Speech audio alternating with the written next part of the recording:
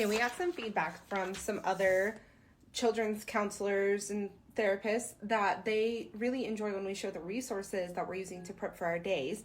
So I'm already 2 sessions deep because I start early. I have some kiddos that love a before school session.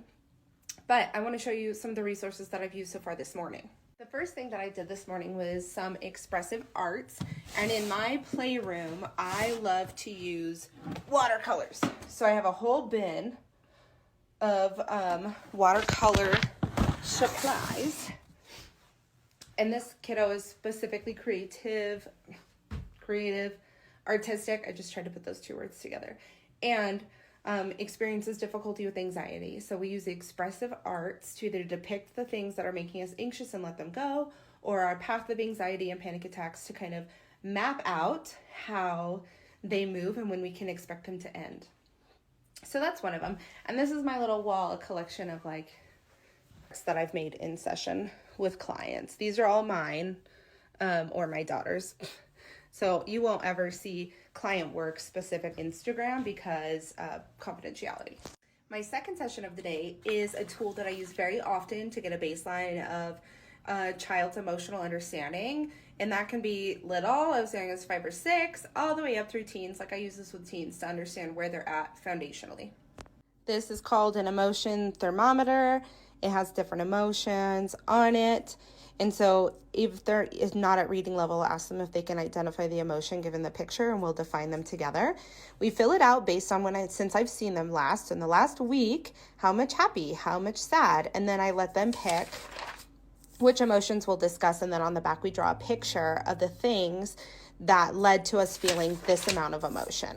And we walk through it and we talk through skills and this is mine. Again, I won't show you client work, but this is mine. And so I was happy, and this is because I got to spend a lot of time with my family in the last week, and I was sad because I was sick. This is me puking and coughing, and then I was worried that I was going to be late. So like different age-appropriate things. And this actually is a free resource. You can get it on therapistaid.com and just print it out for free. And it comes in color, but I don't have color ink. Okay, so then I also have 2 groups today. I do groups in a school once a week, school that I love, and I do lower grades, like 1st through 3rd, and then I do like a middle school age range, so I'm doing a little prep C for that.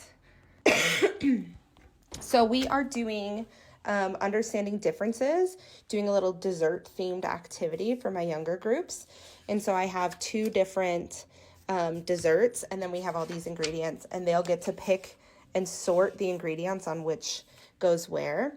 And then we're going to talk through how both of these desserts are different, but they use the same, some same ingredients and some different ingredients, and how all people have a lot of similarities and differences, but that we're all desserts essentially. And then they get to make a recipe about what makes them unique. I love this one. And my middle school group, we're really working on socially appropriate behaviors, following directions, being kind to our peers.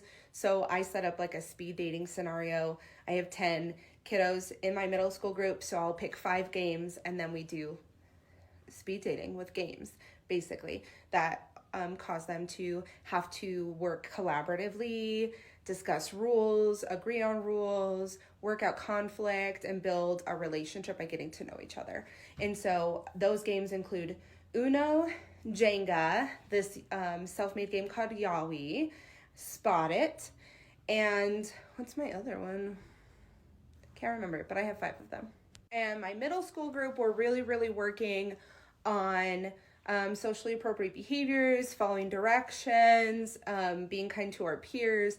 So I set up like a speed dating scenario. I have 10 kiddos in my middle school group, so I'll pick 5 games, and then we do speed dating with games, basically, that cause them to have to work collaboratively, discuss rules, agree on rules, work out conflict, and build a relationship by getting to know each other. And so those games include Uno, Jenga, this self-made game called Yaoi, Spot It, and what's my other one? Can't remember it, but I have 5 of them.